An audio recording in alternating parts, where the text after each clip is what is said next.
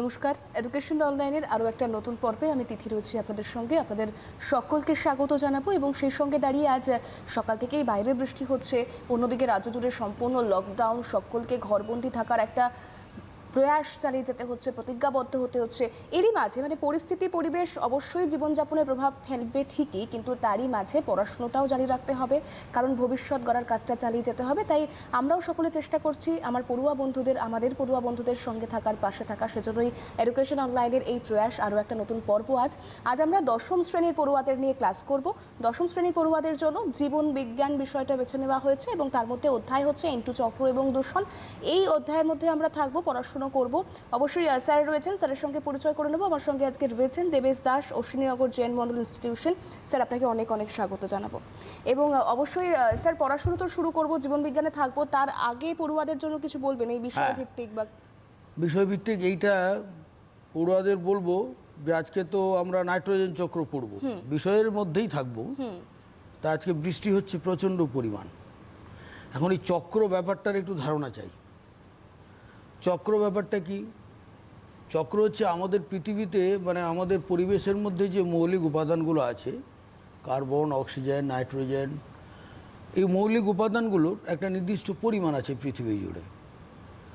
এটার অব্যবহার হতে পারে, কিন্তু সেটা চক্রাকারে, অর্থাৎ সেইটা নতুন করে তৈরি হচ্ছে না, পৃথিবীর সৃষ্টির সময় থেকেই সেটা আছে। সেটা পরিবেশ এবং জীবের মধ্যে একটা আবর্তন ঘটছে। আমরা সেই আবর্তনটা আজকে জানবো এবং একটা মৌলের কথা জানবো, নাইট্রোজেন। আজকে বৃষ্টি হচ্ছে প্রচণ্ড। বাড়িতে নিশ্চয়ই খিচুড়ি খেলে ভালো হয়, খিচুড়ি, পাঁপড় ভাজা এসব খেলে ভালো হয়, বেশ জমিয়ে খাওয়া যায়, বেগুন ভাজা, খিচুড়ি। এখন খিচুড়িটা হয় কিসে? ডাল, যার যেরকম ক্ষমতা সে সেরকমভাবে ভালো চাল দেবে, আর কিন্তু ডাল দেবে, ডালেরও কোয়ালিটি যার যার ভালো সেইরকমভাবে। এখন এই ডাল না হলে তো খিচুড়ি হবে না। হ্যাঁ, ডালটা কারা? ডাল মুগ, মসুর, মটর, কিন্তু খিচুড়িতে লাগে মুগ ডাল। যাই হোক, ডাল তো লাগে। সেই ডালটা উৎপন্ন হয় কোথায়? ডাল জাতীয় উদ্ভিদ, তার মানে সিম্বিগোত্রীয় উদ্ভিদ। এই সিম্বিগোত্রীয় উদ্ভিদে ডালে কি আছে? যারা নিরামিষাশী, যারা মাছ মাংস ডিম খান না, তারা তো ডালটা খান, বা আমরাও ডাল খাই। ডালে কি আছে? ডালে আছে প্রোটিন। প্রোটিনটা এলো কোত্থেকে? প্রোটিনের মূল উপাদান কি? মূল উপাদান আমাদের আজকের বিষয়বস্তু, নাইট্রোজেন। এখন এই ডাল জাতীয় উদ্ভিদের নাইট্রোজেন পেল কোত্থেকে? সিম্বিগোত্রীয় উদ্ভিদ আছে, ডাল জাতীয় উদ্ভিদের বলা হয়। মুগ, মসুর, মটর, এদের মূলে ছোট ছোট গুটির মতো থাকে অর্বুদ। এর মধ্যে একটা ব্যাকটেরিয়া থাকে যেটা বায়ুমণ্ডলে নাইট্রোজেনকে শোষণ করে এবং আরও বিভিন্ন পদ্ধতির মাধ্যমে প্রোটিন তৈরি করে, এবং ডালের মধ্যে সেটা প্রোটিন তৈরি হয় ডালের মধ্যে। তাহলে নাইট্রোজেন বায়ুমণ্ডলে ছিল, চলে এলো ডালের মধ্যে। আমাদের আজকে আলোচ্য বিষয় হচ্ছে ওই নাইট্রোজেন চক্র। আজকে বৃষ্টির দিনে সময় উপযোগী, ঘটনা উপযোগী ডাল নিয়েই আমরা শুরু করলাম। এখন প্রথম প্রশ্নতে যাব। একদমই তাই, পরপর প্রশ্ন রয়েছে, সেই প্রশ্নগুলো এখন নাইট্রোজেন চক্রে ব্যাকটেরিয়ার ভূমিকা, এর আগে আমি এটা দিয়েছি। আমি ওই শেষের দিকে প্রথমে আসব, বা প্রথম থেকে শেষে দেবো, সেটা বলে নেওয়াটা একটু ভালো। এই যে নাইট্রোজেন চক্রের এই বিষয়বস্তুগুলোর উপস্থাপনা, তোমরা তো ছাত্রছাত্রী, আমরা যদি উপস্থাপনা করতে পারি তাহলে এটা মুখস্থ করার দরকার নেই, এটা মনে থেকে যাবে, একদম মনে গেঁথে যাবে। কিন্তু হয়তো আমাদের শিক্ষকদের কিছুটা ব্যর্থতা, যে তোমাদের আমরা বোঝাতে পারি না ঠিকমতো করে, বা সময় উপযোগী পরিকাঠামোর জন্য হয়ে উঠতে পারে না, বিভিন্ন কারণ থাকতে পারে। কিন্তু আমার বিশ্বাস, যদি আমরা বোঝাতে পারি তাহলে তোমরা বুঝবে। আমি আজকের এই ক্লাসে আমি যে খুব ভালো তোমাদের বোঝাতে পারবো এটাও বলছি না, তবে আমি যেহেতু আমাকে একটি চ্যানেলে ডেকেছি এবং পড়ানোর জন্য বলেছে, আমি আমার সাধ্যমতো চেষ্টা করছি। দেখো তোমাদের কতটা বোঝাতে পারি। তাহলে স্যার, আমরা কি প্রশ্নের দিকে এগোবো একটু করে? বেশ, তোমরা টেলিভিশন স্ক্রিনে প্রশ্ন দেখতে পাবে। প্রথম প্রশ্নই রয়েছে যে নাইট্রোজেন চক্রে ব্যাকটেরিয়ার ভূমিকা লেখো। এবার এই নাইট্রোজেন চক্রে ব্যাকটেরিয়ার ভূমিকার বলতে গেলে প্রথমে এই প্রশ্নটা দিয়েছি, কিন্তু তোমাদের মাধ্যমিকে যে প্রশ্নটা আসে, গত বছর আগের বছর এসেছিল, নাইট্রোজেন চক্র বর্ণনা করো, একটা শব্দচিত্র অঙ্কন করো। আমি সামগ্রিকভাবে বলি যে নাইট্রোজেন চক্রর 4টে ধাপ মূলত। একটা নাইট্রোজেন স্থিতিকরণ, পরেরটাই আসছি। তারপরে এই তিনটে প্রশ্নই একসঙ্গে চলবে। নাইট্রোজেন চক্রের একটা নাইট্রোজেন স্থিতিকরণ, আর একটা হচ্ছে অ্যামোনিফিকেশান, একটা হচ্ছে নাইট্রিফিকেশান, একটা হচ্ছে ডিনাইট্রিফিকেশান। এই চারটে স্টেপ আমরা বলতে পারি। প্রথমে আমরা নাইট্রোজেন স্থিতিকরণ, এবারে আমরা কি করব, আমরা আসব নাইট্রোজেন স্থিতিকরণ। এখন এই নাইট্রোজেন স্থিতিকরণে আমরা কি দেখব, নাইট্রোজেন স্থিতিকরণে আমরা দেখতে পাবো কি যে তার দুটো পদ আছে। নাইট্রোজেন N2 স্থিতিকরণের দুটো পদ আছে। স্থিতিকরণের কি আছে, দুটো স্টেপ আছে। আচ্ছা, লেখাটা তো আছে না, টেলিভিশন স্ক্রিনে আমি একবার দেখাতে বলবো। হ্যাঁ, নাইট্রোজেন স্থিতিকরণের দুটো ধাপ আছে। এই দুটো ধাপটা হচ্ছে, এবং সে জায়গায় দাঁড়িয়ে আজকে আমরা জীবন বিজ্ঞান পড়ছি, এবং জীবন বিজ্ঞানের যে অধ্যায় আমরা আছি তা হলো নাইট্রোজেন চক্র এবং দূষণ। স্যার, নাইট্রোজেন স্থিতিকরণের ছিলাম আমরা। নাইট্রোজেন চক্র, এই নাইট্রোজেন চক্রকে আমরা কিভাবে ভাগ করতে পারি, একটা হচ্ছে নাইট্রোজেন স্থিতিকরণ।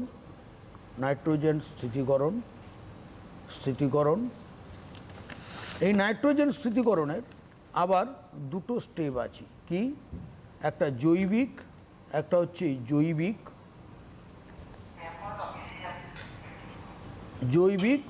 আর একটা হচ্ছে ভৌত নাইট্রোজেন স্থিতিকরণ। এই জৈবিক নাইট্রোজেন স্থিতিকরণ যেটা বলছি আমি তোমাদের স্ক্রিনে দেখাচ্ছি, জৈবিক, এই জৈবিকের মধ্যেও আছে, জৈবিক মানে যাদের জীবন আছে, এর মধ্যেও আছে ব্যাকটেরিয়া আছে, শৈবাল আছে। ব্যাকটেরিয়া মানে জীবাণুদের দ্বারা, আবার তোমার শৈবালের দ্বারা। শৈবালও এক প্রকার ওই সায়ানো ব্যাকটেরিয়া, তবু আমি শৈবাল বলে আলাদা করে দিচ্ছি। এই জীবাণুর মধ্যে আবার দু প্রকার জীবাণু আছে, একটা স্বাধীনজীবী আর একটা হচ্ছে মিথজীবী। আমি আলোচনার শুরুতেই যেটা বলেছিলাম যে রাইজোবিয়ামের কথা, এই রাইজোবিয়াম হচ্ছে একটা মিথজীবী ব্যাকটেরিয়া, তার নাম হচ্ছে রাইজোবিয়াম। এটা হচ্ছে মিথজীবী ব্যাকটেরিয়া রাইজোবিয়াম। এটা মুগ, মসুর, মটর উদ্ভিদের মূলে থাকে এবং নাইট্রোজেনকে শোষণ করে এবং সেটা কি করে, অ্যামোনিয়া জাতীয় যৌগে পরিণত করে মাটিতে আবদ্ধ রাখে। স্বাধীনজীবী যেটা, তার মধ্যে দুটো স্বাধীনজীবী, মিথজীবী বললাম। স্বাধীনজীবীর মধ্যে কোনো স্বাধীনজীবী আবার কারা, অ্যাজোটোব্যাক্টর ক্লস্ট্রিডিয়াম। এইটা হচ্ছে তোমার কি বললাম, অ্যাজোটোব্যাক্টর ক্লস্ট্রিডিয়াম, এরা হচ্ছে স্বাধীনজীবী। এরাও বায়ুমণ্ডলের নাইট্রোজেনকে অ্যামোনিয়াতে পরিণত করে তোমার মাটিতে আবদ্ধ রাখে। এবারে আমরা আসবো ভৌত। এই ভৌত নাইট্রোজেন কি, নাইট্রোজেন কিন্তু সাধারণত ভৌতর আবার দুটোর আছে, একটা প্রাকৃতিকভাবে ভৌত, আর একটা হচ্ছে তোমার রাসায়নিকভাবে ভৌত। মানে কিভাবে ব্যাপারটা বলছি, সরকার নাইট্রোজেন কিন্তু সরাসরি এমনি হাইড্রোজেনের সঙ্গে যুক্ত এই অ্যামোনিয়া, ইউরিয়া এগুলো যে তৈরি করছে তা কিন্তু হয় না। সার কারখানায় উচ্চ তাপমাত্রায় হ্যাবার্স পদ্ধতি, কেমিস্ট্রিতে পড়বে, নাইট্রোজেন অ্যামোনিয়া 300 থেকে 400 ডিগ্রি সেন্টিগ্রেড টেম্পারেচারে, ওটা হচ্ছে ভৌত পদ্ধতি। এবার সেটা হচ্ছে রাসায়নিক ভৌত পদ্ধতি, যেটা বিভিন্ন শিল্প কারখানায়, সার কারখানায় তৈরি হয়। আর প্রাকৃতিকভাবে কোনটা হয়, অতি উচ্চতা বজ্রপাত এবং বিদ্যুৎ ক্ষরণের ফলে নাইট্রোজেন প্লাস অক্সিজেন মিলিত হয়ে তৈরি হয় নাইট্রোজেন ডাইঅক্সাইড। বজ্রপাত, বিদ্যুৎ ক্ষরণের ফলে তৈরি হয় নাইট্রোজেন ডাইঅক্সাইড। এই নাইট্রোজেন ডাইঅক্সাইড আবার অতিরিক্ত অক্সিজেনের সঙ্গে নাইট্রিক অক্সাইড, নাইট্রিক অক্সাইড, এটা হবে নাইট্রিক অক্সাইড 2NO হবে নাইট্রিক অক্সাইড, এটা হবে নাইট্রিক অক্সাইড। এই নাইট্রিক অক্সাইড আবার কি হবে, অতিরিক্ত অক্সিজেনের সঙ্গে মিলিত হয়ে নাইট্রিক অক্সাইড আবার অতিরিক্ত অক্সিজেনের সঙ্গে মিলিত হয়ে কি হবে, নাইট্রোজেন ডাইঅক্সাইড। এই নাইট্রোজেন ডাইঅক্সাইড আবার বৃষ্টির জলের সঙ্গে মিলিত হয়ে নাইট্রিক অ্যাসিড, এবং এইটা মাটিতে বিভিন্ন পটাশিয়াম, ক্যালসিয়াম, বিভিন্ন আয়নের সঙ্গে যুক্ত করে বিভিন্ন নাইট্রেট লবণ তৈরি করবে। তাহলে কি বললাম, বিভিন্ন নাইট্রেট লবণ তৈরি করবে। তাহলে কি বললাম, যে বজ্রপাত, বিদ্যুৎক্ষরণের সময় নাইট্রোজেন অক্সিজেন মিলিত হয়ে নাইট্রিক অক্সাইড অতিরিক্ত অক্সিজেনের সঙ্গে মিলিত হয়ে নাইট্রোজেন ডাইঅক্সাইড বৃষ্টির জলের সঙ্গে মিলিত হয়ে নাইট্রাস নাইট্রিক অ্যাসিড মাটিতে নেমে সেটা বিভিন্ন ধরনের নাইট্রেট লবণ তৈরি করবে। আর সার কারখানা থেকে যেগুলো আসছে তো বললাম, অ্যামোনিয়া, ইউরিয়া, বিভিন্ন শিল্পজাত সার কারখানা থেকে মাটিতে প্রয়োগ করা হচ্ছে তোমার কি নাইট্রোজেন জাতীয় সার। এই আমাদের নাইট্রোজেন স্থিতিকরণের পথ। তাহলে নাইট্রোজেন স্থিতিকরণ কি হলো? একটা জৈবিক আর একটা হচ্ছে প্রাকৃতিক বা রাসায়নিক, ভৌত। জৈবিকের মধ্যে কি বললাম? স্বাধীনজীবী জীবাণু, মিথজীবী জীবাণু। আর ভৌতর এবং নীলাভ সবুজ শৈবাল বলতে ভুলে গেলাম, নীলাভ সবুজ শৈবাল বা সায়ানো ব্যাকটেরিয়া, অ্যানাবেনা, এগুলো নস্টক অ্যানাবেনা। তাহলে নস্টক অ্যানাবেনা, সায়ানো ব্যাকটেরিয়া, মিথজীবী ব্যাকটেরিয়া রাইজোবিয়াম, স্বাধীনজীবী ব্যাকটেরিয়া অ্যাজোটোব্যাক্টর ক্লস্ট্রিডিয়াম। এটা জৈবিক পদ্ধতিতে নাইট্রোজেন সংবন্ধন হয়ে গেল। ভৌত পদ্ধতির মধ্যে দুটো পার্ট করতে পারি। একটা হচ্ছে শিল্পজাত অ্যামোনিয়া, ইউরিয়া, যেটা বললাম নাইট্রোজেন হাইড্রোজেন উচ্চ তাপমাত্রায় 300-400 হ্যাবার্স পদ্ধতিতে অ্যামোনিয়াতে পরিণত হয়, এটা একটা পার্ট। আরেকটা হচ্ছে বজ্রপাত বিদ্যুৎক্ষরণের ফলে অতি উচ্চ তাপমাত্রায় নাইট্রোজেন অক্সিজেন মিলিত হয়ে নাইট্রোজেন নাইট্রিক অক্সাইড, অতিরিক্ত অক্সিজেনের সঙ্গে নাইট্রোজেন ডাইঅক্সাইড, বৃষ্টির জলের সঙ্গে নাইট্রাস নাইট্রিক অ্যাসিড, মাটিতে নেমে নাইট্রেট লবণ হয়ে গেল নাইট্রোজেন স্থিতিকরণ। নাইট্রোজেন চক্রের ব্যাকটেরিয়ার ভূমিকা বললে কি বলবে? যে নাইট্রোজেন স্থিতিকরণে যে ব্যাকটেরিয়া, সেখানে ভৌত বা রাসায়নিক পদ্ধতির কথা বলবে না। আমি প্রশ্নটা যদি বলি যে নাইট্রোজেন চক্রে ব্যাকটেরিয়ার ভূমিকা, তাহলে নাইট্রোজেন স্থিতিকরণে ব্যাকটেরিয়ার ভূমিকা একটা মিথজীবী ব্যাকটেরিয়া, একটা স্বাধীনজীবী ব্যাকটেরিয়া, দিতে পারো সায়ানো ব্যাকটেরিয়া, না দিলেও ব্যাপার নেই। শুধু মিথজীবী এবং স্বাধীনজীবী রাইজোবিয়াম মিথজীবী, আর স্বাধীনজীবী অ্যাজোটোব্যাক্টর ক্লস্ট্রিডিয়াম। ফিনিশ। এবারে আমরা নেক্সট স্টেজে আসবো যে নাইট্রোজেন স্থিতিকরণ তো আমরা পড়লাম, এরপরে সেই নাইট্রোজেন স্থিতিকরণ, এই নাইট্রোজেনটা আমাদের দেহে আসবে কি করে, এটা হচ্ছে নেক্সট স্টেজ নয়, আমি প্রসেসটা বলছি। নাইট্রোজেন আত্তীকরণ ঘটবে। কীভাবে ঘটবে? আমি একটা উদাহরণ দিয়ে বলি কিভাবে ঘটবে। যে বায়ুমণ্ডল মাটি থেকে বিভিন্ন সবজি, মাটি থেকে নাইট্রোজেনটা বিভিন্ন মুগ, মসুর, মটর, ডালের মধ্যে আছে, সেটা বিভিন্ন সবজির মধ্যে আছে। একটা কথা ভাবো তো, ছাগল বা তোমার মুরগি, এই মাংস বা ডিমে প্রোটিন আছে, ফ্যাটও আছে। একটু চিন্তা করে দেখো তো, যে এই ছাগল বা মুরগি খায় কি? কি খায়? খায় হচ্ছে ঘাসের পাতা বা দানা, যেগুলো পিওরলি কার্বোহাইড্রেট। তাহলে প্রোটিনটা এলো কোত্থেকে? ওর দেহে। অর্থাৎ কার্বোহাইড্রেট থেকে প্রোটিন তো হয় একটা খাদ্য থেকে আরেকটা খাদ্যে রূপান্তর ঘটে। এটা পরে হলে আরও জানবে ভালোভাবে। তো যাই হোক, এই যে উদ্ভিদ সালোক সংশ্লেষ প্রক্রিয়ায় খাদ্য তৈরি করছে, শর্করা জাতীয় খাদ্য, মুগ, মসুর, মটর, ডাল সবেতেই, সেগুলো পরবর্তীকালে প্রোটিন জাতীয় খাদ্যে কনভার্ট হচ্ছে। তাহলে মাটি থেকে নাইট্রেট, কিন্তু কনভার্ট হতে গেলে উপাদান নাইট্রোজেনটা থাকতে হবে। কনভার্ট হতে গেলেও উপাদানের মধ্যে নাইট্রোজেন থাকতে হবে, কারণ প্রোটিনের মূল উপাদান নাইট্রোজেন। তাই মাটি থেকে যেই শোষণ করুক তার মধ্যে নাইট্রোজেনটা থাকতে হবে। তাহলেই বিভিন্ন খাদ্য এই নাইট্রোজেনকে নিয়ে প্রোটিন তৈরি করবে। এই পদ্ধতি তোমরা 11-12 গেলে আরও ডিটেলসে জানতে পারবে। অ্যাসিমিলেশন, অ্যানাবলিজম, ক্যাটাবলিজমের কথা সেটা বাদ দাও, আমি সাধারণভাবে বললাম। তাহলে উদ্ভিদ মাটি থেকে বিভিন্ন খনিজ আয়ন, লবণ শোষণ করে তার দেহে বিভিন্ন ধরনের খাদ্য তৈরি করছে, শর্করা, ফ্যাট, প্রোটিন জাতীয় খাদ্য, সেটা প্রাণীরা খাচ্ছে। মানে উদ্ভিদ দেহে নাইট্রোজেনটা আত্তীকরণ ঘটলো, মানে কোষের মধ্যে নাইট্রোজেনযুক্ত যৌগ বা প্রোটিন তৈরি হলো। সেই খাদ্যকে আবার প্রাণীরা খেলো, প্রাণীদের মধ্যে প্রোটিন জাতীয় যৌগ বা নাইট্রোজেনের ভাণ্ডার গঠিত হলো। The reservoir of nitrogen, soil is the reservoir of nitrogen, then assimilated by plant and animal.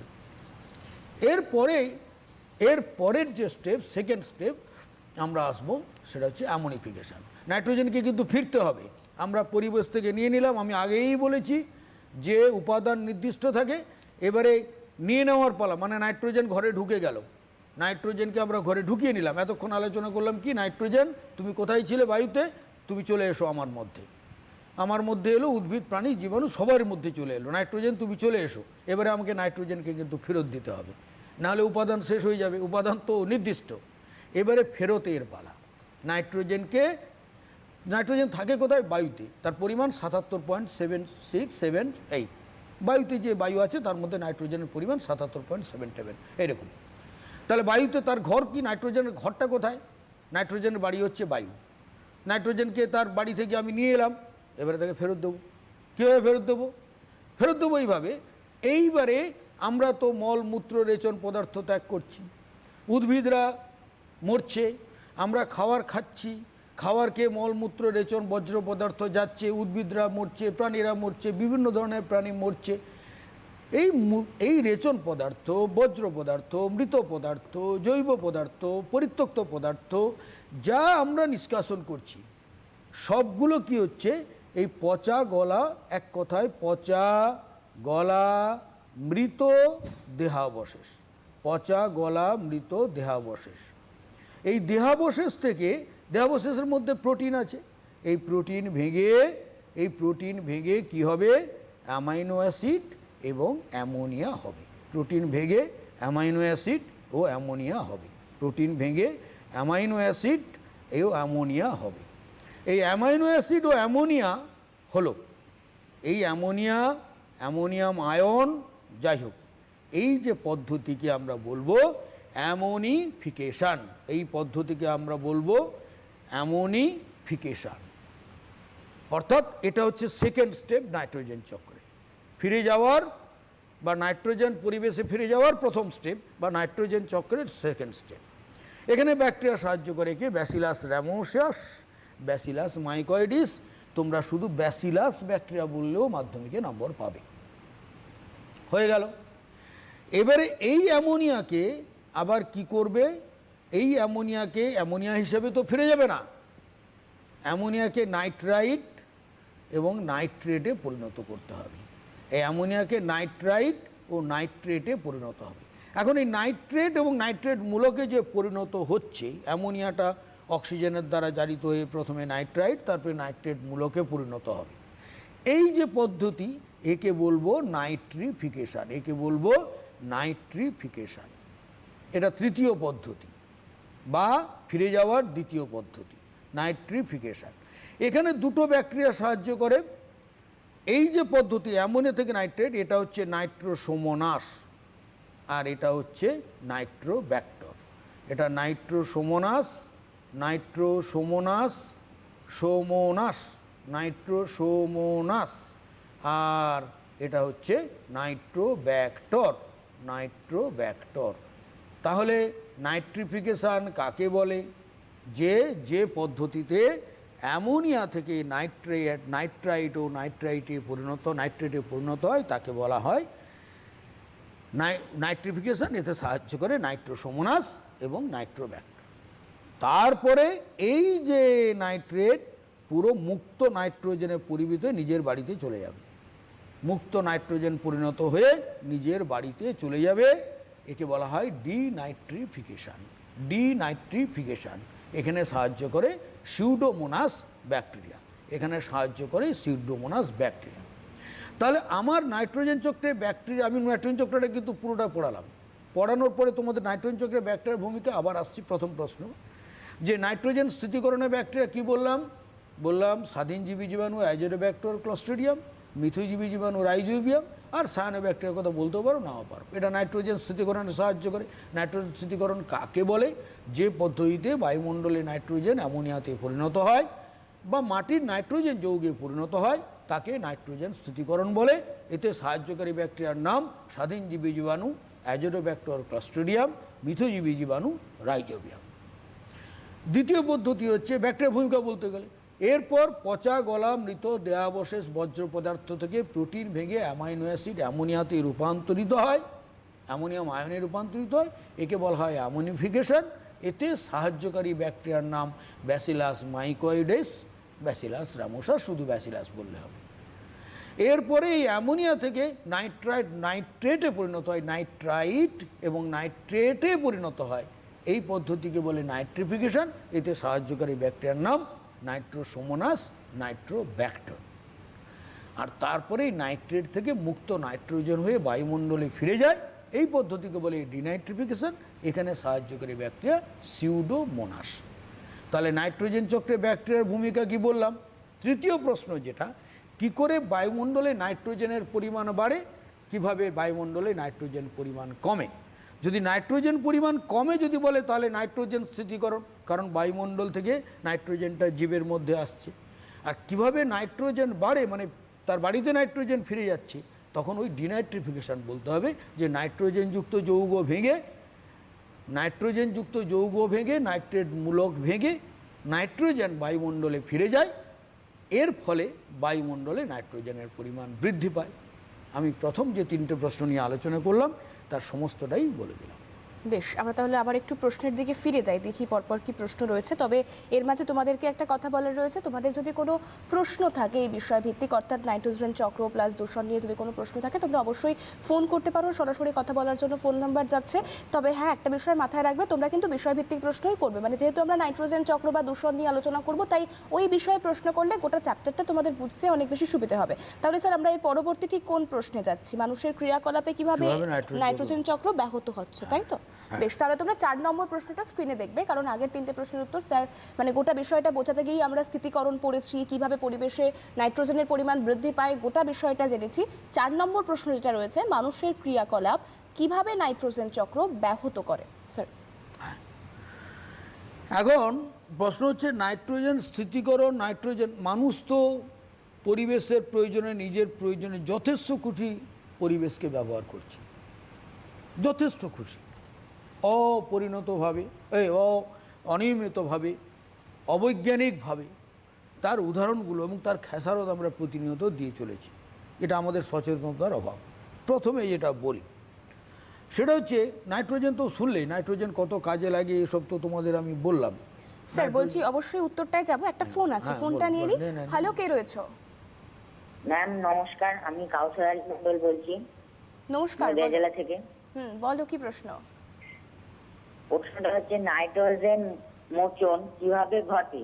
মানুষের ক্রিয়াকলাপ নাইট্রোজেন চক্রের কিরূপ প্রভাব বিস্তার করে তা বুঝিয়ে দাও। আমি সেইটি প্রশ্নটাই বেশ, আমরা আলোচনা করছি সেই বাবা। প্রশ্ন নিয়েই আলোচনা করব। তুমি ধৈর্য ধরে গোটা অনুষ্ঠানটা দেখতে আমি থাকো। এই অনেক প্রশ্নটা ধন্যবাদ আলোচনা জানাবো। করছি, বুঝলে? বেশ, টেলিভিশন এই সেটের ভলিউম প্রশ্নটাই দিয়ে আমি প্রশ্নটা আলোচনা দেখো। করছি, নাইট্রোজেন কিভাবে ব্যাহত করে।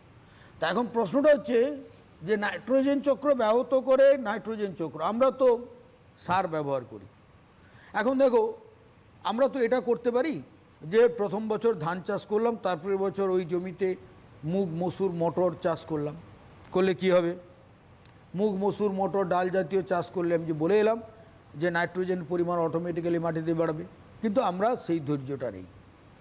লাভ কম হবে বা কিছু একটা ব্যাপার, মাটি পরীক্ষা করব না, বা আধিকারিকদের সাহায্য নিয়ে মাটি পরীক্ষা করব না, বা কৃষি ব্যবস্থার সাহায্য নিয়ে করব না, করে কি করলাম? ধানের পর ধান, ধানের পর ধান, পরপর 3 ফসলের জমিতে পরপর ধান দিলাম। তাহলে মাটিতে যে নাইট্রোজেন আবদ্ধ আর হলো কী করে? হতে পারছে না। পারার জন্য কি করলাম? প্রচুর সার প্রয়োগ করলাম। মাটির উর্বরতা কমছে, আমার সার প্রয়োগ বাড়ছে। মাটির উর্বরতা, মাটি পরীক্ষা করালাম না, মাটির সার প্রয়োগ করছি, উর্বরতা কমছে, সার প্রয়োগ বাড়ছি, ফলন বেশি চাই। তাহলে কি হবে? হবে হচ্ছে ওই যে সোডিয়াম, পটাশিয়াম, নাইট্রেট, যাই দেখো, নাইট্রেট সার, ইউরিয়া যাই ব্যবহার করা হচ্ছে, সেগুলো মাটিতে মিশছে, মাটির উর্বরতা ক্রমশ হ্রাস পাচ্ছে, এবং এইগুলো মাটির ক্ষারকীয়তা বেড়ে যাচ্ছে, মাটি অনুর্বর হচ্ছে। তারপরে কি হচ্ছে? এই নাইট্রেট লবণগুলো চুইয়ে চুইয়ে চুইয়ে চুইয়ে মাটির মধ্যে যাচ্ছে। মাটির যে ভৌম জল, মানে যে জল বহুতলে, ফ্ল্যাটে বা বিভিন্ন টিউবওয়েলের মাধ্যমে তোলা হয়, সেই নাইট্রেটগুলো চুইয়ে চুইয়ে ভৌম জল যাচ্ছে, আমরা অধিক নাইট্রোজেনযুক্ত জল পান করছি। তার ফলে নাইট্রোসোমাইন হিমোগ্লোবিনের সঙ্গে বিক্রিয়া করে একটা হিমোগ্লোবিন, দূষিত হিমোগ্লোবিন, মেথ হিমোগ্লোবিন বা হিমোগ্লোবিনের একটা ক্ষতিকারক প্রভাব তৈরি করছে। অনেক সময় সেটা ব্লু বেবি সিনড্রোম, হিমোগ্লোবিনের অক্সিজেন পরিবহন ক্ষমতা কমে যাচ্ছে। স্যার একটু বিরত করছি, একটা ফোন রয়েছে, একটু চট করে ফোনটা নিয়ে নিই। হ্যালো, কে বলছো? হ্যালো, হ্যাঁ, কে বলছো? আমি হাওড়া থেকে অনিন্দ সরকার বলছি। বেশ, বলো কি প্রশ্ন রয়েছে? ম্যাম বলছি, মৃত্তিকার ওপর অ্যাসিড বৃষ্টির ওপর মৃত্তিকার প্রভাব লেখো।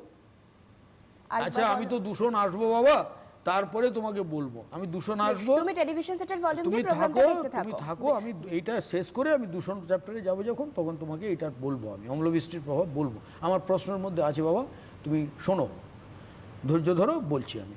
হ্যাঁ, তারপরে যেটা বলছিলাম, চুইয়ে চুইয়ে মাটিতে যাবে, মাটিতে ভৌম জলকে বিষাক্ত করলো। আবার কি করলো, প্রচুর পরিমাণ nitrogen, green house gas N2O। একটা প্রশ্ন আসে যে দেয় এই গ্যাসগুলোর মধ্যে কোনটি গ্রিন হাউস গ্যাস বলো। N2O green house gas. Green house gas জানো, বিষ্ণু স্নায়ন। তারপরে নাইট্রোজেন কি হচ্ছে, প্লেন চলছে উন্নত সভ্যতায়, উঁচু প্লেন। আপনি জানো তো পৃথিবীর একটা ছাদ আছে, আমাদের পৃথিবী তৈরি হওয়ার সময় একটা ছাদও দিয়ে দিয়েছে। বাড়ির যেমন ছাদ থাকে জল টল আটকানোর জন্য, তাই তো, বাড়ির ছাদ থাকে জল বৃষ্টি রোদ এসব আটকানোর জন্য, তেমনি পৃথিবীরও একটা ছাদ আছে। সেটা কি আটকায় বলো তো, সেটা আটকায় সূর্যের অতিবেগুনি রশ্মি। সেই ছাদটার নাম কি, সেই ছাদটাতে কে আছে, সেই ছাদটাতে আছে ওজোন বলে একটা গ্যাস, যেটা অক্সিজেন থেকে ওজোন তৈরি হয়, ওজোন থেকে অক্সিজেন তৈরি হয়।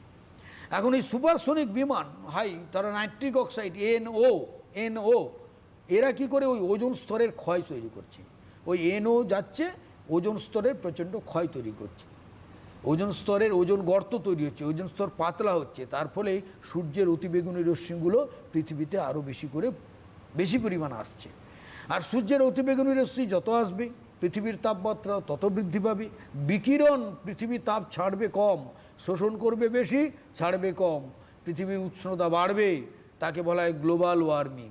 তার ফলে কি হবে, মেরু অঞ্চলের বরফ গলবে, সমুদ্রে জলের তল বৃদ্ধি পাবে, দ্বীপভূমির নিমজ্জন হবে, বন্যা হবে, ক্ষয় হবে, মহামারী হবে, এই সব চলবে। এটা একটা নাইট্রোজেন চক্র। তাহলে নাইট্রোজেনের ব্যবহার। তারপরে কি হচ্ছে, পানীয় জলে নাইট্রোসোমাইন বলে একটা উৎপন্ন হয়, যেটাও আমাদের অত্যন্ত ক্ষতিকারক, এক্ষুনি বললাম। এই মোটামুটি নাইট্রোজেনের, মানে তোমরা যে প্রশ্নটা করলে, আমি যে প্রশ্নটা দিচ্ছি, মানুষের মানে ক্রিয়াকলাপ কিভাবে নাইট্রোজেন চক্র ব্যাহত করে। তাহলে আমাদের করণীয় কি, আমরা তো বইতে পড়ছি, তার প্র্যাকটিক্যাল অ্যাপ্লিকেশান আমরা খালি বইতে পড়ছি আর নাম্বার পাচ্ছি, বইতে পড়ছি নাম্বার পাচ্ছি। আমরাও শিক্ষক মশাইরা তোমাদের পড়াচ্ছি, আমরাও চাকরি করছি। বিষয়টা হচ্ছে প্র্যাকটিক্যাল। তাহলে আমরা যদি এক একদিন সুন্দর মানুষ হয়ে উঠি, বিবেকানন্দের কথায় আমরা যদি একজন মানুষ হয়ে উঠি, তাহলে এইগুলো আমরা তো জনগণকে বোঝাতে পারি, আমরা ফার্মার কৃষককে বোঝাতে পারি, আমরা তো বলতে পারি যে এই। অতএব আমি আশা করব এই যাই পড়ি না কেন তার যেন প্র্যাকটিক্যাল অ্যাপ্লিকেশন এই ছাত্রদের কাছে সুদূর প্রসারী হয়। একেবারেই স্যার, একটা ফোন রয়েছে, নিয়ে নি চট করে। হ্যালো, কে বলছো? Hello, good morning ma'am. Good morning sir. Good morning. কি প্রশ্ন রয়েছে বলো। আমি বাঁকুড়া থেকে ডোনা খা বলছি। বেশ, প্রশ্নটা বলো। নাইট্রোজেন চক্রের তাৎপর্য লেখো।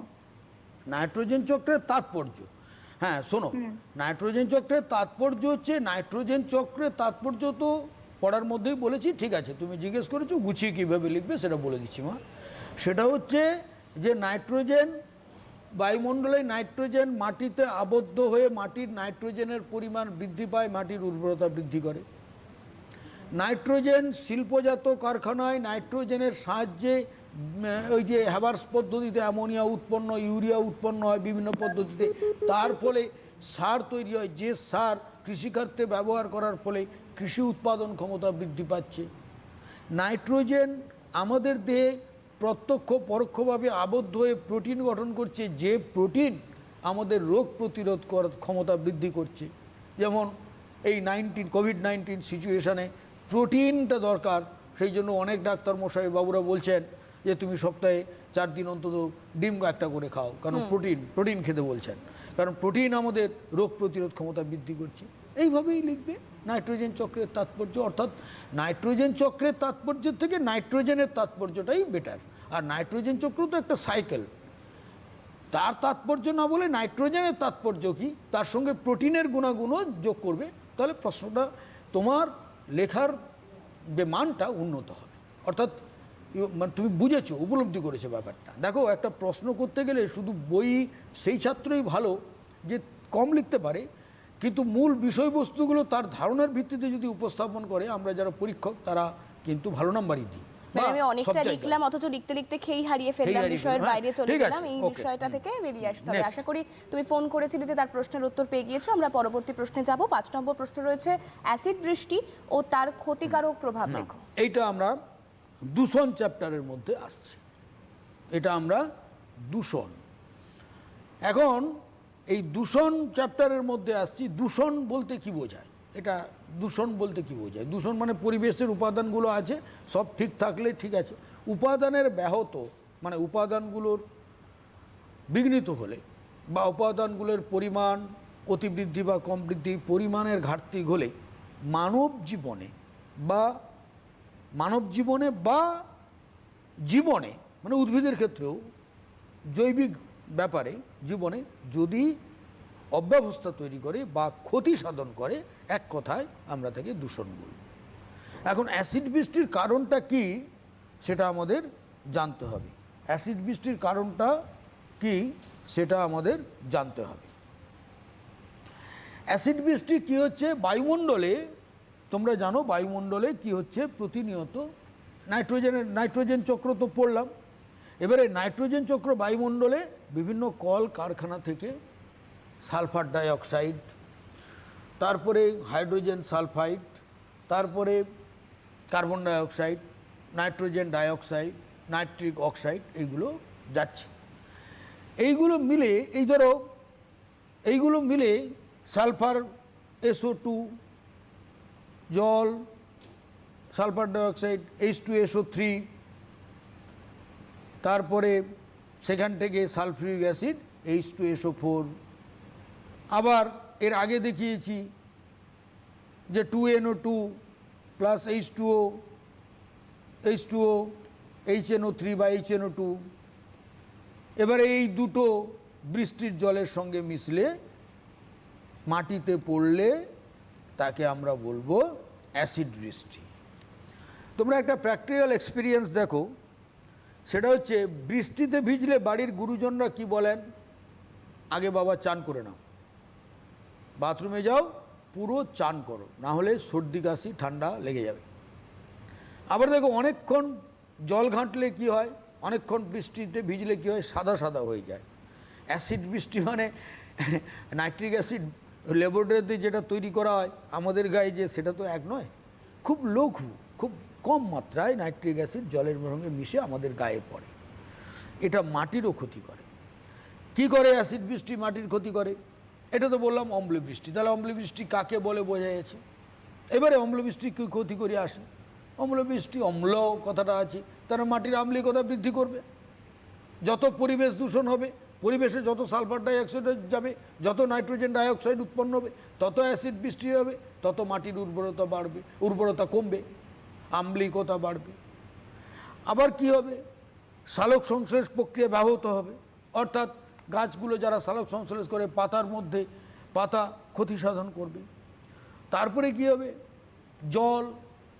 জলের মধ্যে এই জল অ্যাসিড বৃষ্টিতে মেলার পর এই মাটি থেকে জল বাহিত হয়ে যাবে পুকুর, নদ, নদী, জলাশয়ে যাবে।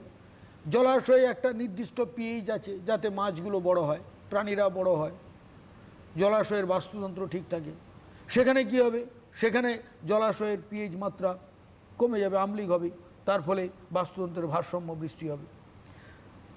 তারপরে কি, এই অ্যাসিড বৃষ্টির ফলে বড় বড় স্মৃতিসৌধ, বলা হইতো যে তাজমহল দূষিত, মানে তাজমহলের যে কালারটা ফেড হচ্ছে, স্ট্যাচু, মার্বেল, এগুলোর কালারটা ফেড হবে, এগুলো ক্ষয়প্রাপ্ত হবে। তারপরে কি হচ্ছে, তারপরে এই হচ্ছে অ্যাসিড বৃষ্টির, এগুলো হচ্ছে প্রত্যক্ষ প্রভাব। পরোক্ষ প্রভাব তো আরও আছে, সে জল মিশলো, মাছ, বাস্তুতন্ত্র, অ্যাসিড, তার সেকেন্ডারি প্রভাব আছে, কিন্তু মূলত এইটা হচ্ছে অ্যাসিড বৃষ্টির ক্ষতিকারক প্রভাব।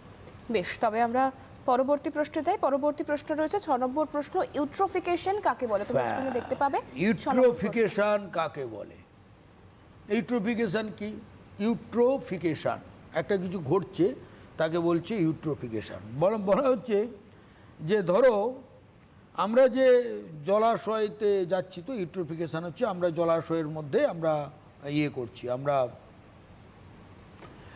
ইউট্রোফিকেশন হচ্ছে যে এই যে আমরা ইয়ে করলাম, এই যে বিভিন্ন জৈব বস্তুগুলো প্র্যাকটিক্যাল বলছি, বিভিন্ন জৈব বস্তুগুলো প্রচুর পরিমাণে অর্গানিক ফসফেট জাতীয় জৈব বস্তু মাটিতে যেগুলো প্রয়োগ করা হচ্ছে, এই জৈব বস্তুগুলো মাটি থেকে জলের মাধ্যমে বাহিত হয়ে জলাশয়ে মিশছে।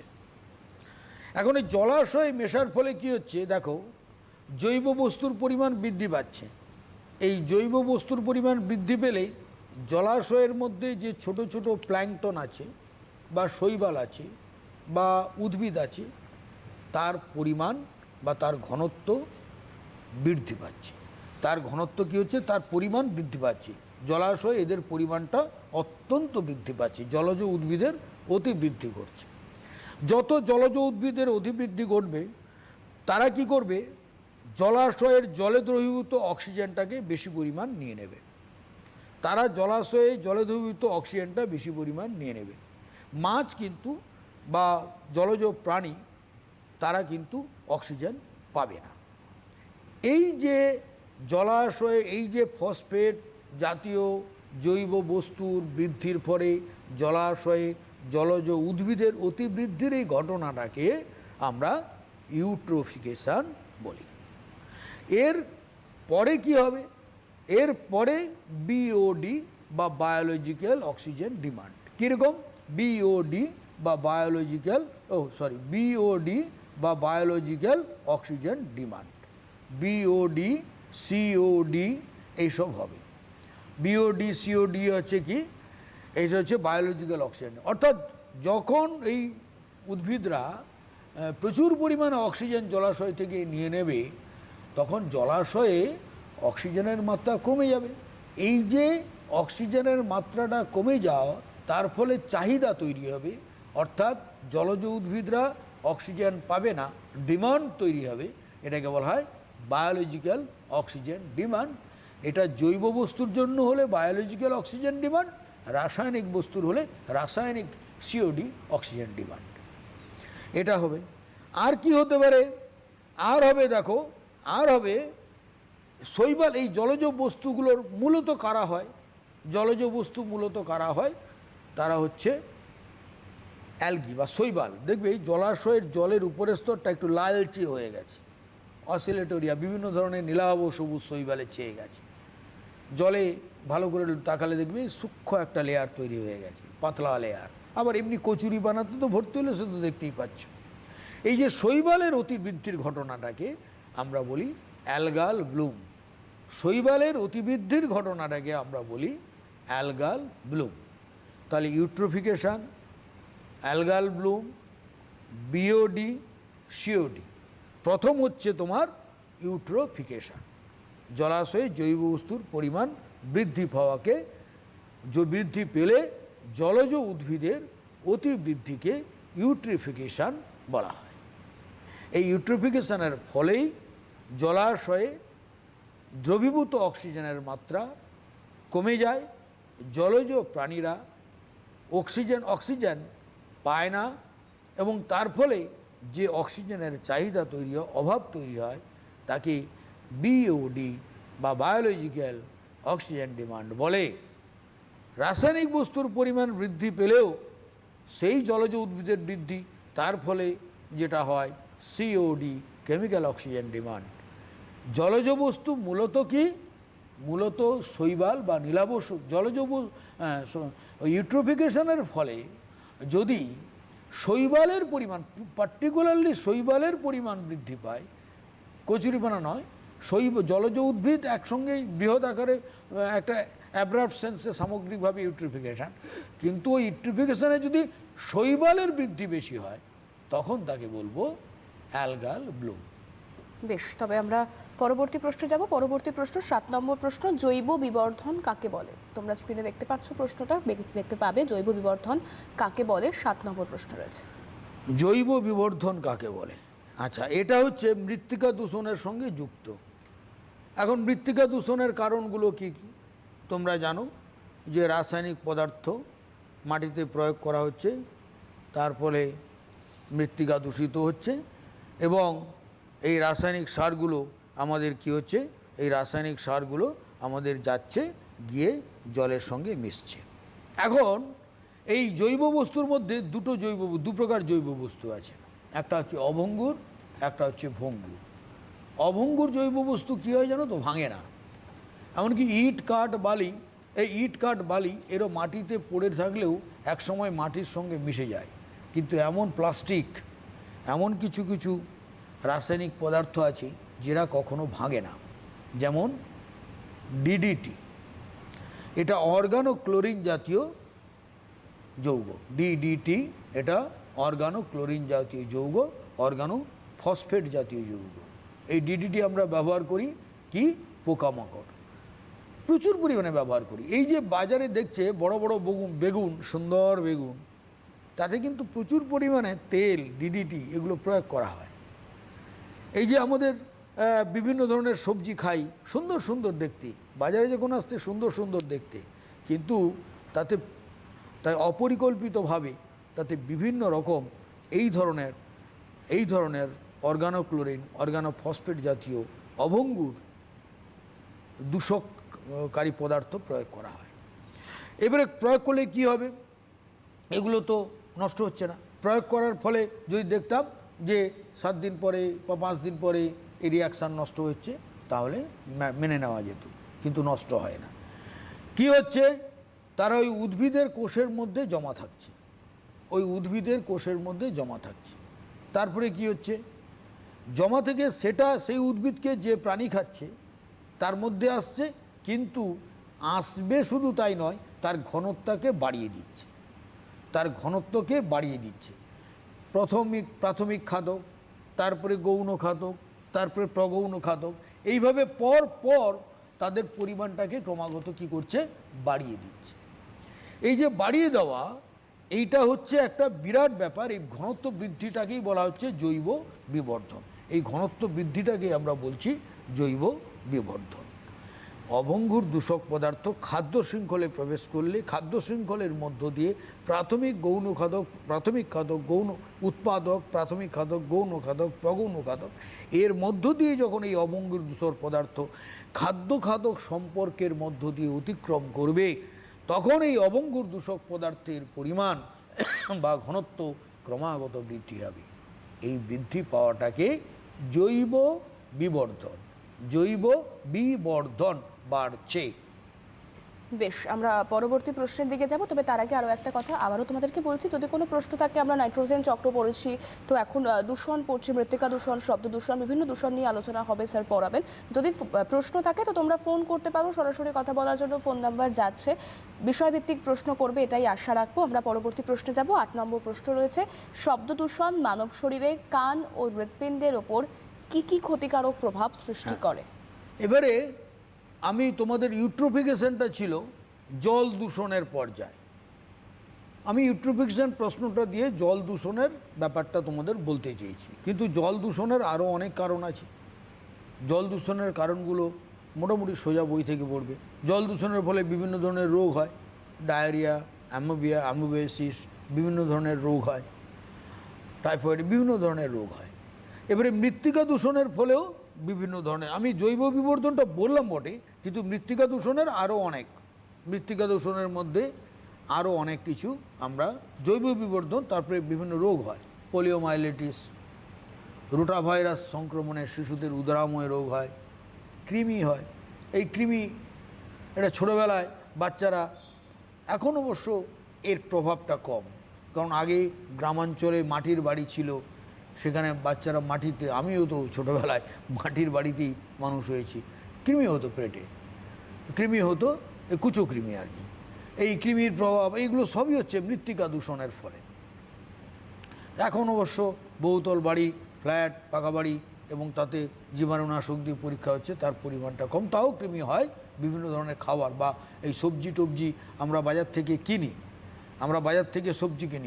সবজি কেনার পরে সবজিটা না ধুয়ে, পরিষ্কার না করে, যদিও করোনা ভাইরাসের জন্য এখন অনেকেই অনেক কিছু দিয়ে, আমার বাড়িতেও তাই, সবজি ভালোভাবে ধুয়ে, ভালোভাবে তাকে করে, অনেক রকম সব ডাক্তারবাবুরা বলছেন, আমরাও সেগুলো যে যা পারছি সেভাবে পালন করার চেষ্টা করছি। কোনটা ঠিক কোনটা ভুল, আমাদের মধ্যেও অনিশ্চয়তা আছে। এই সবজি ধোয়া টোয়া নিয়ে।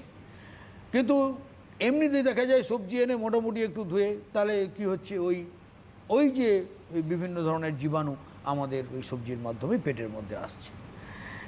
এবারে শব্দ দূষণের কথা, আমি যেটা প্রশ্নটা দিয়েছি, শব্দ দূষণ। শব্দ দূষণ কান ও হৃৎপিণ্ডের উপর কি কি প্রভাব বিস্তার করে? শব্দ দূষণ মাপা হয় কিভাবে? ডেসিবেল।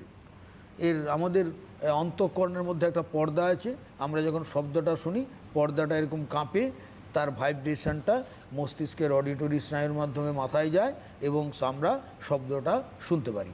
এখন সেই কম্পনের তীব্রতা 60 ডেসিবেলের বেশি হওয়া যাবে না। অর্থাৎ তার থেকে যদি বেশি হয় তাহলে শুনতে পাবো, কিন্তু শোনার মধ্যে ব্যাঘাত ঘটবে। কি হতে পারে? কানের পর্দা ফেটে যেতে পারে। শব্দ, কানের যে যন্ত্র, কানের মধ্যে একটা যন্ত্র আছে, হ্যাঁ, কানের মধ্যে 3টে অস্থি আছে, ছোট অস্থি আছে, সেগুলো ক্ষতিগ্রস্ত হতে পারে।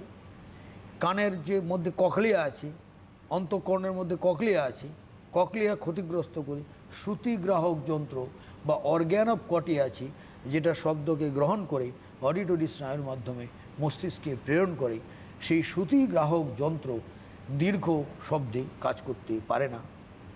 160 ডেসিবেলের বেশি শব্দ যদি করা হয় তাহলে কানের পর্দা ফেটে যেতে পারে। জোরালো, এবারে হৃৎপিণ্ডের উপরে কি হয়? জোরালো আওয়াজ যদি হৃৎপিণ্ডের হয় তাহলে হৃৎপিণ্ডের মধ্যেও কি আছে? স্নায়ু বা ভাল্ব বা কতগুলো স্নায়ু আছে এবং কতগুলো সংযোজী কলা আছে, পেসমেকার নাম শুনে থাকবে। এরার একটা নির্দিষ্ট স্পন্দন উৎপন্ন করে, যার ফলে হৃৎপিণ্ডের এই সংকোচন প্রসারণ রিদমেটিক বা ছন্দবদ্ধভাবে নিয়ন্ত্রিত হয়। কিন্তু যদি জোরে শব্দ করা যায় তাহলে এই যে সংযোজী কলা, এই যে স্নায়ু, তার স্পন্দনের ক্ষেত্রে, তার ভাইব্রেশনের ক্ষেত্রে, তার কাজ করার ক্ষেত্রে বাধা সৃষ্টি করবে। বাধা সৃষ্টি করলে হৃৎপিণ্ডের এই সংকোচন প্রসারণ ক্ষমতাটা অনিয়মিত হয়ে পড়বে। তার ফলে হৃৎপিণ্ডের হার বেড়ে যাবে, রক্তচাপ বেড়ে যাবে।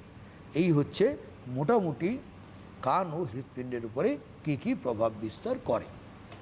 বেশ, তাহলে আমরা পরবর্তী প্রশ্নে যাব। তোমরা আবারও টেলিভিশন স্ক্রিনে পরবর্তী প্রশ্নটা দেখতে পাবে। এসপিএম, গ্রিন হাউস গ্যাস, কৃষিক্ষেত্রে ব্যবহৃত রাসায়নিক পদার্থ, অভঙ্গুর কীটনাশক কি কি ক্ষতি করে? তোমরা প্রশ্নটা দেখতে পাচ্ছ, তোমরা প্রশ্নটা নোট ডাউন করে নিতে পারো, কারণ যেহেতু এখন পড়াশোনার মাধ্যম বলতে এই অনলাইন ক্লাসেস, তাই চলো 9 নম্বর প্রশ্নের উত্তরটা আমরা নিয়ে নেবো। আরেকবার বলে রাখি, এসপিএম, গ্রিন হাউস গ্যাস, কৃষিক্ষেত্রে ব্যবহৃত রাসায়নিক পদার্থ, অভঙ্গুর কীটনাশক কি কি ক্ষতি করে? এসপিএম কথার মানে হচ্ছে সাসপেন্ডেড পার্টিকুলেট ম্যাটার। তোমরা দেখবে যে শীতকালে দেখবে সকালবেলা প্রচণ্ড কুয়াশা। অ্যাকচুয়ালি কুয়াশা এক, ধোঁয়াশা আর এক। কুয়াশার সঙ্গে যদি এই বিভিন্ন ধরনের কণা মিশে থাকে ঘোলাটে, সেটাকে বলা হয় স্মগ বা ধোঁয়াশা। তার মধ্যে প্যান থাকে, পারক্সি অ্যাসিডাইল নাইট্রেট বলে একটা যৌগ থাকে। এসপিএম মানে কি? বাতাসে ভাসমান ধূলিকণা, ধোঁয়া, মাটির কণা, অ্যাসবেস্টাস কণা, অণুজীব, ছাই, পরাগরেণু, এগুলো একত্রে যারা বায়ু দূষণ ঘটায় তাকে আমরা বলি এসপিএম। বায়ু দূষণের কথা আসছি, সাসপেন্ডেড পার্টিকুলেট ম্যাটার। এবং এই ভাসমান কণাগুলোর আয়তন 1 মাইক্রনের কম হবে, যদি হয়, বেশিও হতে পারে। যদি 1 মাইক্রনের কম হয় তাদেরকে আমরা অ্যারোসল বলি, বক্তব্য হচ্ছে এই বায়ু দূষণের সঙ্গে পৃথিবীতে এই যে এর সঙ্গে আমাদের অনেকগুলো কারণ জড়িত। এই বায়ু দূষণ, একটা বায়ু দূষণ হচ্ছে ওই তো বললাম অ্যাসিড বৃষ্টি, যে ওই বায়ু দূষণের ফলে ঘটছে, অর্থাৎ যত বেশি সালফার ডাইঅক্সাইড, সেটা তো গ্যাস। কিন্তু এটা হচ্ছে সেকেন্ড স্টেপের বায়ু দূষণ। এখানে ভাসমান কণা থাকছে, যার আয়তন 1 মাইক্রনের বেশি হয়, যদি কম হয় তাকে অ্যারোসল বলবে। বেশি হলে সাধারণভাবে ভাসমান কণা, কম হলে অ্যারোসল। এবারে এই যে তোমার ভাসমান কণাগুলো বায়ুতে ঘুরে বেড়াচ্ছে, সেগুলো আমাদের নিঃশ্বাসের সঙ্গে আমাদের ফুসফুসে প্রবেশ করছে। তার ফলে আমাদের ফুসফুসের বায়ু চলাচল পরে আসবো, রক্তের সঙ্গে মিশছে, আমাদের শারীরিক বিভিন্ন অসুখ তৈরি করছে। তাহলে এসপিএম কথার এক কথা হলো সাসপেন্ডেড পার্টিকুলেট ম্যাটার, যেটা বায়ুতে ভাসমান ধূলিকণা, ছাই, অ্যাসবেস্টস কণা, পরাগরেণু, এদের একত্রে আমরা বলবো সাসপেন্ডেড পার্টিকুলেট ম্যাটার বা বায়ু বা কণাগত পদার্থ। এর পরিমাণ, এর আয়তন 1 মাইক্রনের বেশি হতে পারে। যদি 1 মাইক্রনের কম হয় তাকে আমরা বলবো অ্যারোসল। এটা বায়ু দূষণ ঘটায়, এটা বায়ুর মাধ্যমে, প্রশ্বাসের মাধ্যমে আমাদের শরীরে প্রবেশ করে ফুসফুস বিভিন্ন অসুখের কারণ হয়ে দাঁড়ায়। বেশ, তাহলে স্যার আমরা পরবর্তী প্রশ্নে যাব। এবারে হচ্ছে green house gas. Green house gas আমি আগে বলেছি, বাড়িতে তো গরমকালে প্রচুর এই সবই পরিকল্পনাহীনতার অভাব। সেটা হচ্ছে গরম পড়লে, একটু আর্থিক অবস্থা ভালো হলে আমরা বাড়িতে কি কিনছি? এসি মেশিন, ফ্রিজ তো চলছে। এবারে এই গ্রিন হাউস গ্যাস হচ্ছে, এখান থেকে বেরোয় একটা পদার্থ, তার নাম ক্লোরোফ্লুরোকার্বন। এবং প্রশ্নটা হচ্ছে চালানো যেতে পারে, কিন্তু বর্তমান কলকাতার বা নগরায়ন, এই নগর সভ্যতায় কী হচ্ছে, বাড়িগুলো খুব পাশাপাশি, রাস্তার স্পেস খুব ছোট। যে স্পেসে বাড়ি হওয়ার কথা, যে ছাড় দেওয়া, সেটা অনেক ক্ষেত্রেই মেনটেন করা হচ্ছে না, হয় না। তার ফলে এই ক্লোরোফ্লুরোকার্বনগুলোর ঘনত্ব বৃদ্ধি পেয়ে আরও বেশি পরিমাণ বায়ুকে দূষিত করছে, এটা একটা গ্রিন হাউস গ্যাস। কার্বন ডাইঅক্সাইডের পরিমাণ বৃদ্ধি পাচ্ছে, এটা একটা green house gas. Nitrogen dioxide বলেছি, এটা একটা গ্রিন হাউস গ্যাস। অর্থাৎ এই green house gas, green house কথার অর্থ কি, এটা জানলে এই গ্যাসটার আর একটা প্রশ্ন আছে, ঠিক আছে, তাহলে আলোচনা করা যাবে। তা গ্রিন হাউস কথার অর্থটা কি? গ্রিন হাউস মানে হচ্ছে যে এই যে শীতপ্রধান অঞ্চলে, এটা অনেকে তোমাদের একটু জেনে নিলে ভালো হয়, শীতপ্রধান অঞ্চলে কি হয় যে প্রচণ্ড ঠান্ডা, তো গাছপালাগুলো বড় হতে তাপ পায় না, টেম্পারেচারের অভাবে তাদের বৃদ্ধি ব্যাহত হয়। সেই জন্য কী করা হয়, ওই গাছগুলোর উপরে একটা চাদর তৈরি করে দেওয়া হয়, একটা আবরণ দিয়ে দেওয়া হয়। এই আবরণ দেওয়ার অর্থটা কি? আবরণ দেওয়ার অর্থ হচ্ছে সূর্য থেকে যে শক্তিটা শোষণ করবে, সূর্য থেকে যে শক্তিটা এলো দিয়ে মাটিতে সেই শক্তিটা প্রবেশ করলো, মাটিটা গরম হলো, এই টেম্পারেচার যেন বিকিরিত হয়ে না ফিরে যায়। অর্থাৎ ওই ছাদটা দেওয়ার, ওই আবরণটা দেওয়ার কারণ হচ্ছে ওই ফার্ম যেটা আছে সেইখানে ওই আবরণটা দেওয়ার মানে হচ্ছে যে তাপটা ঢুকবে, সেই তাপটা ঢুকবে কিন্তু বেরোতে পারবে না। অ্যাকচুয়ালি তাকে বলা হয় গ্রিন হাউস। সেখান থেকে এই কনসেপ্টটা গ্রিন হাউস গ্যাস। তার মানে কী হলো, টেম্পারেচার ঢুকলো, পৃথিবীতে প্রবেশ করলো, মাটিতে প্রবেশ করলো, কিন্তু মাটি থেকে বিকিরণের ফলে টেম্পারেচারটা আর যেতে পারবে না। This conception is called greenhouse. এখন এই গ্রিন হাউস গ্যাসগুলো কী করছে?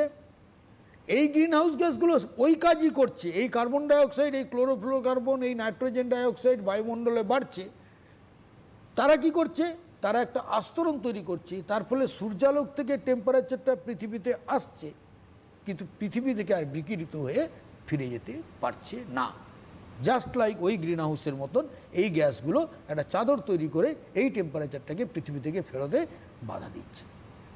তার ফলে পৃথিবীর তাপমাত্রা বাড়ছে। যার রেজাল্ট কি? যার রেজাল্ট হচ্ছে গ্লোবাল ওয়ার্মিং, বিশ্ব উষ্ণায়ন। এর আগের সপ্তাহে বোধহয় আমি ওই 8 পড়িয়েছিলাম ওই বিশ্ব উষ্ণায়ন। আমি আগেও ওই পড়ানোর শুরুতে বলেছি বিশ্ব উষ্ণায়ন, বরফ গলছে, বিশ্ব উষ্ণায়ন, মেরুভাল্লুকের সংখ্যা কমছে। বিশ্ব উষ্ণায়নের কুফল তো প্রচুর আছে। তাহলে এই হচ্ছে গ্রিন হাউস। তাহলে গ্রিন হাউস বলতে কি বোঝায় এটা নিশ্চয়ই তোমরা বুঝতে পারলে। এবং এর কনসেপশনের উপর ভিত্তি করে এই কার্বন ডাইঅক্সাইড, নাইট্রোজেন ডাইঅক্সাইড, এই সমস্ত ক্লোরোফ্লুরোকার্বন, এগুলোকে গ্রিন হাউস গ্যাস বলা হয়। এর কাজ হচ্ছে বায়ুমণ্ডলে আস্তরণ তৈরি করা, টেম্পারেচার ঢুকবে কিন্তু বেরোতে পারবে না, পৃথিবীর টেম্পারেচার বাড়বে, বায়ু দূষণ ঘটাবে এবং গ্লোবাল ওয়ার্মিং বা বিশ্ব উষ্ণায়ন ঘটাবে। এবং তার পাশাপাশি স্যার কৃষিক্ষেত্রে ব্যবহৃত রাসায়নিক পদার্থ আচ্ছা কৃষিক্ষেত্রে কৃষিক্ষেত্রে ব্যবহৃত রাসায়নিক পদার্থ শেষ হয়ে যাচ্ছে সময়, এটা বলার কিছু নেই। তোমাদের আমি বলেছি অভঙ্গুর ডিডিটির কথা বলেছি, পেস্টিসাইডের কথা বলেছি, ম্যালাথিয়ন, ডায়োথিয়ন, আগাছানাশক, অলড্রিন, বিএইচসি, এরা পরিবেশ দূষণ ঘটাচ্ছে, মাটিতে মিশছে, মাটি থেকে সেটা আমাদের মধ্যে খাদ্য শৃঙ্খলের মধ্যে আসছে, রোগ জীবাণু ঘটাচ্ছে, জৈব বিবর্তন ঘটাচ্ছে। এই বেশ, তবে এবারে আমাদের শেষ প্রশ্নে শেষ প্রশ্নে যাচ্ছি যে অ্যাজমা, ব্রঙ্কাইটিস, এই দুটোই হচ্ছে তোমার বায়ু দূষণের ফলে হয়, পরিবেশ দূষণের ফলে। হাঁপানি হচ্ছে কি একটা বিজাতীয় বস্তুকণা যখন আমাদের শ্বাসতন্ত্রে প্রবেশ করে, ধুলো, রেজিন, এগুলো যখন আমাদের শ্বাসতন্ত্রে প্রবেশ করে, তখন আমাদের এই কি আছে, আমাদের একটা সিস্টেম আছে, বহির্নাসারন্ধ্র, অন্তরাসারন্ধ্র, ব্রঙ্কাস, ব্রঙ্কিওল, ক্লোম শাখা, উপর, এই যে পরপর নালীগুলো আছে, নালীগুলো দিয়ে বায়ু ফুসফুসের বায়ুথলিতে গিয়ে পৌঁছায়। বায়ুথলির নাম অ্যালভিওলাই।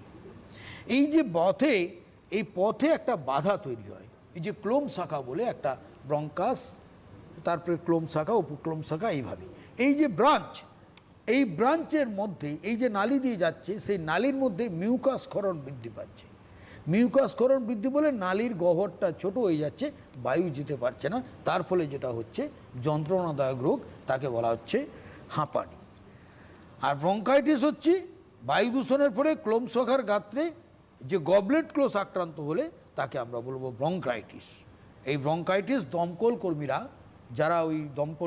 যারা ওই আগুন নেভানোর কাজ করেন, তাদের ক্ষেত্রে বেশি পরিমাণ ব্রঙ্কাইটিস দেখা যায়।